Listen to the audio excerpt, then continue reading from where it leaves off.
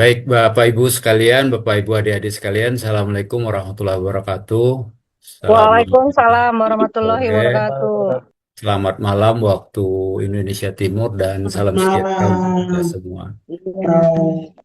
Baik, di perkuliahan ini saya akan memperkenalkan diri kepada Bapak Ibu adik sekalian. Nama saya Genta Arif Gunadi, di sebagai dosen di Stipan, praktisi yang diminta untuk mengajar di Stipan, artinya kita ada hal-hal tertentu yang akan ditularkan di Stipan. S1 saya di Undip, S2 saya di UI, S3 saya di Jayabaya. Pekerjaan di PT Persero Kawasan Berikat Nusantara sebagai praktisi hukum juga. Nah, kemudian di tahun 2018 saya diminta bergabung ke Stipan untuk dapat menularkan ya pengalaman dan apa keilmuannya ke adik-adik sekalian. Kenapa banyak praktisi yang kemudian diminta untuk bergabung karena memahami real kenyataan dari terapan-terapan ilmu yang kita pelajari. Nah, yang kedua, konsep yang kita pakai di sini adalah Zoom meeting, kemudian ada perkuliahan tatap muka. Kemudian apa yang diharapkan sebenarnya dari adik-adik sekalian untuk ikut perkuliahan ini adalah open-minded, kemudian berusaha untuk menganalisa masalah. Jadi kita nggak lagi menghafal-hafal soal, tidak lagi menghafal-hafal buku gitu ya. Lebih banyak ke analisa, kita diskusi terhadap permasalahan-permasalahan yang kita hadapi.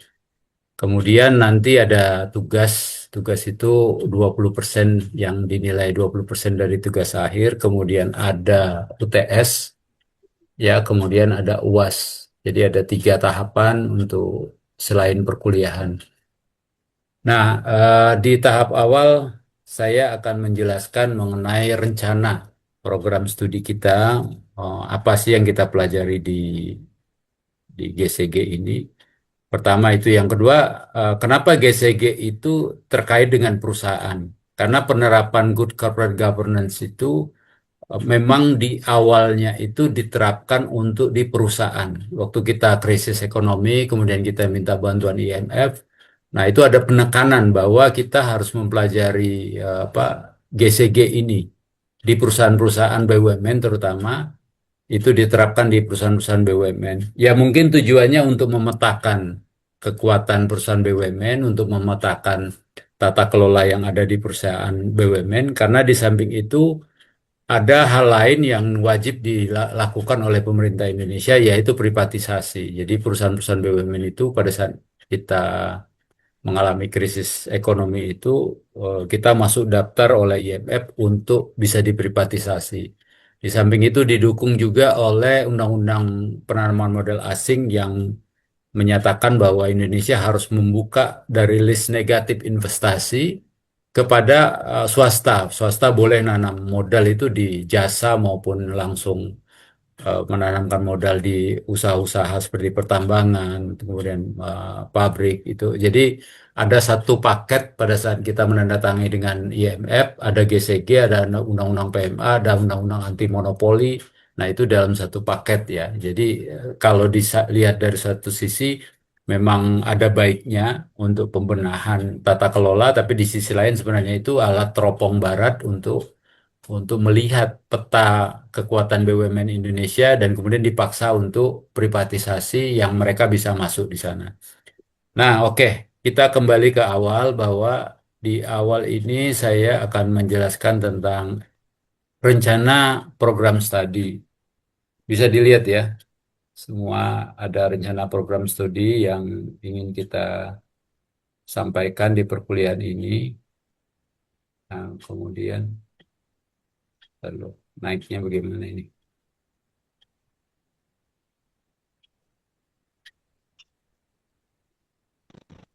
Sorry, saya perlu naik ke atas ini. Gimana caranya? Nggak kelihatan soalnya. Oke, Ada ini. sebelah kanan itu biasa ada tanda silang yang itu prop. Oke, oke, Ya. oke, siap, siap.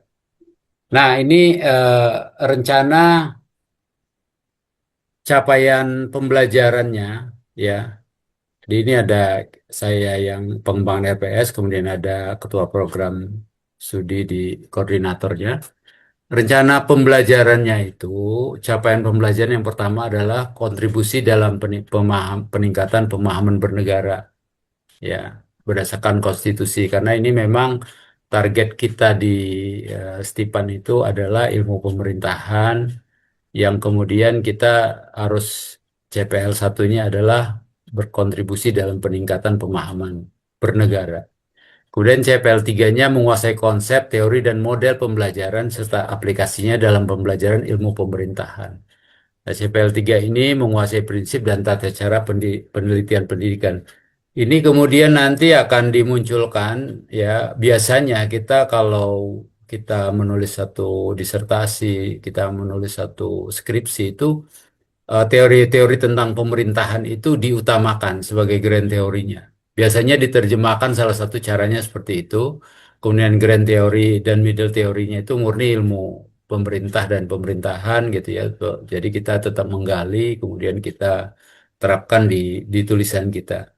Kemudian kalau capaian pembelajaran mata kuliah, pertama itu adalah memahami hal-hal yang berkaitan dengan teori dan konsep good corporate governance. Kemudian mampu memahami dan menganalisa implementasi GCG, kemudian mampu memahami audit GCG, kemudian aspek-aspek business judgment rule. Nah, yang dapat dijelaskan kalau yang CPMK satunya itu yang berkaitan dengan teori dan konsep GCG ini bisa kita belajar secara idealis bahwa itu memang satu ilmu terapan yang kita pelajari, teorinya, konsepnya, maknanya. Tapi di balik itu juga kita akan memahami latar belakangnya kenapa good corporate governance ini kemudian eh, menjadi sesuatu yang wajib bagi kita, bagi perusahaan-perusahaan BUMN setelah kita reformasi. Jadi tadi alasan-alasan yang saya jelaskan di depan. Kemudian kalau implementasi tentu nilai-nilai GCG yang seperti transparansi, akuntabilitas, responsibility, independence, dan fairness ini, yang konsep awalnya seperti itu bagaimana dia bisa diimplementasikan dalam satu satu tindakan gitu ya. Nah, banyak nanti dari beberapa pelajaran dari beberapa pembelajaran itu murid-murid bertanya, bagaimana satu perusahaan yang kemudian nilai auditnya itu tinggi, tapi ternyata di dalamnya masih terjadi praktek korupsi gitu ya. Nah, sehingga implementasi ini nanti kita akan kaitkan dengan satu bagian yang menyatakan bahwa ada paradoksal penerapan implementasi ini. Di satu sisi nilai-nilai yang diperoleh perusahaan itu tinggi, tapi di sisi lain korupsinya juga banyak gitu ya. Masih paradoks gitu ya. Nah, kemudian mampu memahami audit. Audit GCG ini dilakukan setiap tahun sekali, yang itu memunculkan skor, memunculkan nilai, memunculkan penghargaan-penghargaan yang bisa kita lihat ya. Biasanya ada seremoninya untuk BUMN itu. Tapi di sisi lain ya tentu ada paradoks. Ternyata perusahaan-perusahaan yang nilai GCG-nya tinggi juga korupsinya juga masih terjadi. Nah, kemudian mampu memahami aspek business judgment rule. Business judgment rule ini yang akan menjadi bagian penting dari GCG, di mana seorang direksi BUMN itu dituntut untuk mencari keuntungan, melakukan tindakan-tindakan bisnis yang mencari keuntungan, tapi di sisi lain ada pakemnya bisnis itu big risk, big return. Kalau kita mau mengambil resiko yang besar, tentu returnnya juga besar. Tapi anehnya di BUMN itu, manakala seseorang berhasil memajukan BUMN, mencapai tujuan untuk laba perusahaan, itu penghargaannya ya paling berupa dividen bagi mereka gitu ya. Tapi manakala satu tindakan itu kemudian menimbulkan kerugian, maka dia bisa dituduh melakukan tindakan korupsi yang merugikan negara. Bahkan tidak dalam kondisi dia memperkaya diri, tapi melakukan sesuatu tindakan tersebut, itu juga dapat dibilang dia diindikasikan memperkaya diri, merugikan keuangan negara. Nah, hal-hal seperti inilah yang kemudian muncul di dalam business judgment rule, bahwa ada satu konsep kalau seseorang direksi itu melakukan tujuan untuk mencari keuntungan perusahaan dalam tindakannya itu kemudian menimbulkan kerugian, dia tidak dapat dikenakan tuntutan hukuman melakukan kerugian bagi negara sepanjang dia melakukannya dengan kehati-hatian, kemudian dengan satu uh, prinsip itikat baik dan hati-hati gitu ya. Jadi dia harus itikat baik dan hati-hati. Nah, kemudian kita bagaimana yang dituntut dari CPMK satunya ya, bahwa di sub CPMK 1 itu mahasiswa mampu menjelaskan teori dan konsep GCG, mampu memahami sejarah munculnya GCG tadi ya dari sisi positif dan negatifnya, kemudian mampu menjelaskan konsep substansi badan hukum. Karena harus kita paham substansi badan hukum, GCG itu merupakan satu satu kalau dilaksanakan audit, maka audit itu menyeluruh meliputi dari pemegang saham, kemudian dari RUPS, dari komisaris, dari direksi, dari struktur yang ada di bawahnya itu semua harus memunculkan bukti bahwa mereka sudah melaksanakan GCG. Nah, itu yang diskor gitu ya. Jadi sehingga substansi badan hukum itu memang kita harus paham, harus kita ketahui. Kemudian menganalisa konsep dan organ perusahaan ya, organ perusahaan itu eh, RUPS contohnya, rapat umum pemegang saham, ada nilai-nilai tertentu yang diatur di dalam anggaran dasar itu, eh, tindakan-tindakan tertentu yang boleh dilakukan oleh direksi tanpa persetujuan tertulis dari komisaris dan pemegang saham. Contohnya kalau di satu perusahaan itu dia boleh meminjam atau meminjamkan sampai dengan nilai 5 miliar. Nah, di atas 5 miliar sampai 50 miliar dia harus mendapatkan persetujuan tertulis dari komisaris. Nah, itu biasanya diatur di dalam perusahaan. Di atas 50 miliar itu dia harus mendapat persetujuan pemegang saham dalam RUPS itu. Nah, inilah kuncinya di dalam anggaran dasar ini yang menyebabkan banyak sekali banyak terjadi ya direksi-direksi anak perusahaan itu yang kemudian dituduh melakukan satu tindakan korupsi karena dia melanggar tata aturan yang ada di anggaran dasar. Oke. Kalau mau balik, kalau mau balik bagaimana nih caranya? Zoom-nya ini. Di stop share dulu ya, baru di share lagi. Izin Bu Maria, Marisa, Ya Pak, di stop share dulu Pak. stop share dulu ya. Oke, saya lanjut lagi.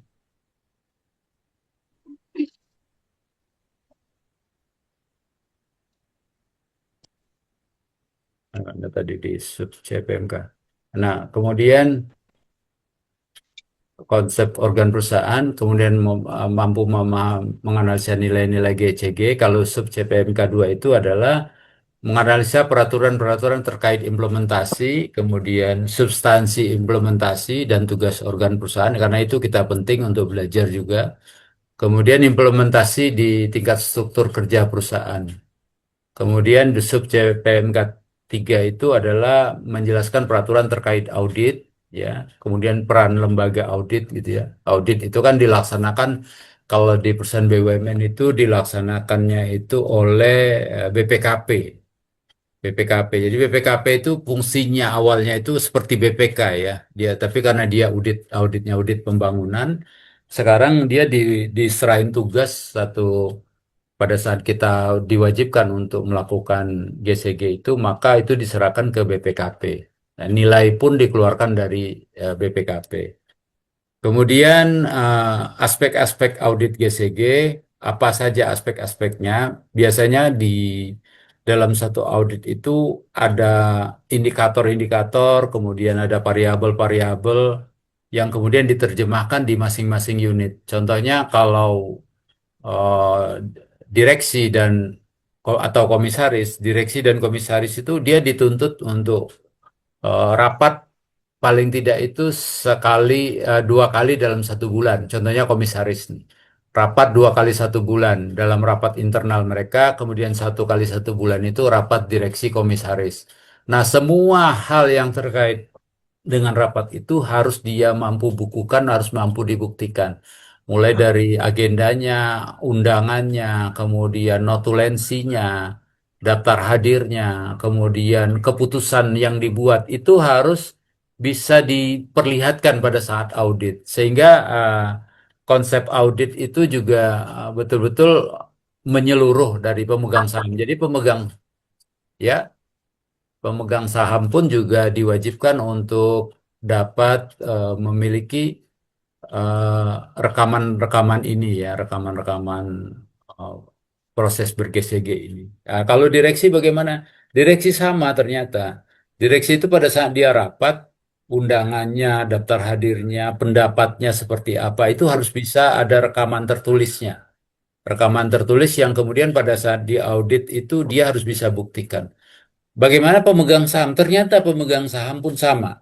Jadi kalau dulu Kementerian BUMN itu, kalau dia pernah marah-marah Kementerian BUMN karena nilainya, skornya rendah gitu ya sebagai pemegang saham. Ternyata rapat itu yang diselenggarakan di sana itu dia tidak bisa bukukan dengan baik. Undangannya, terus daftar hadirnya, kemudian notulensinya. Nah, itu yang diperlukan di dalam tindakan-tindakan GCG itu.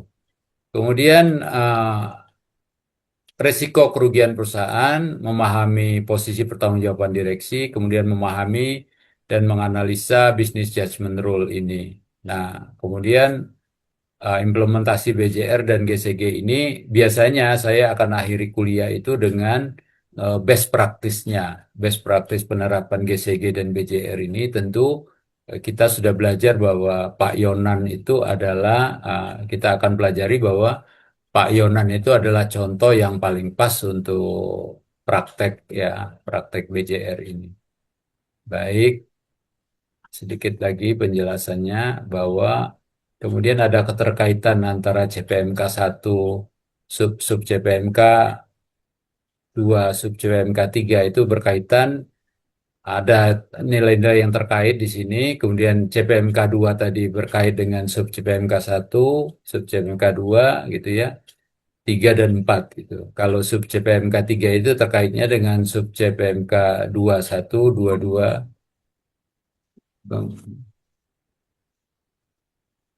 Izin Pak, lagi ngajar kuliah, lagi kuliah Pak, izin, lagi ngajar, iya izin. Ya. Baik, Bapak Ibu sekalian, kemudian eh, deskripsi singkat mata kuliah ini bertujuan untuk memberikan apa ya, pemahaman tentang good corporate governance yang ada di kita, gitu. Nah, sub CPMK ini diuraikan lagi di dalam beberapa uraian, ada indikator, ada kriteria teknik, ya ada teknik ajarnya nanti akan kita tempuh dalam satu semester itu, bahwa dalam memahami teori-teori GCG yang diharapkan indikator itu mahasiswa memahami dan mengerti gitu ya. Jadi tidak lagi menghafalkan karena bisa pakai gadget juga kan nyarinya.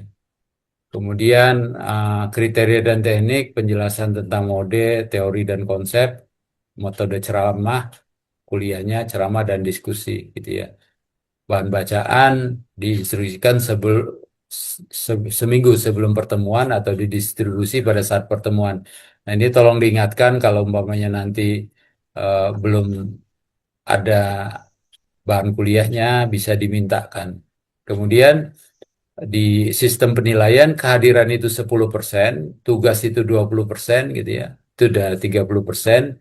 Kemudian ujian tengah semester itu 30%, kemudian UASnya ada 40% penilaian gitu ya.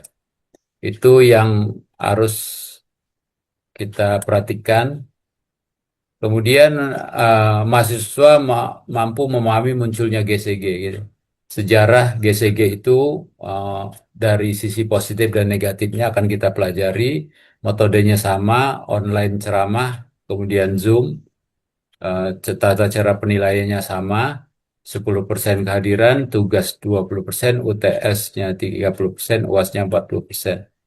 Kemudian mahasiswa menjelaskan substansi badan usaha. Kita belajar tentang badan usaha, strukturnya, Ya, kemudian pemahaman konsep ya badan hukum sebagai subjek GCG, metodenya masih sama, online ceramah, bahan medianya, bahan ajarnya sama, akan dibagikan. Kemudian mahasiswa mampu memahami dan menganalisa konsep organ perusahaan. Ya, organ perusahaan ini terkait GCG karena spesifik organ perusahaan itu dalam RUPS komisaris dan direksi ini dia memiliki nilai khusus gitu ya yang eh, awam itu tidak memahami bahwa organ itu terdiri dari RUPS, komisaris dan direksi. Karena RUPS itu kan bukan badan sebenarnya, dia rapat umum pemegang saham. Tapi sebenarnya pada saat mereka bergabung dalam tiga ini, RUPS, komisaris dan direksi, maka dia menjadi organ perusahaan. Ya, seperti kalau kita memahami di tata perusahaan, di tata kenegaraan itu, sebenarnya tidak ada MPR. MPR itu adalah manakala DPR dan DPD bersatu untuk dalam satu rapat, maka dia menjadi MPR.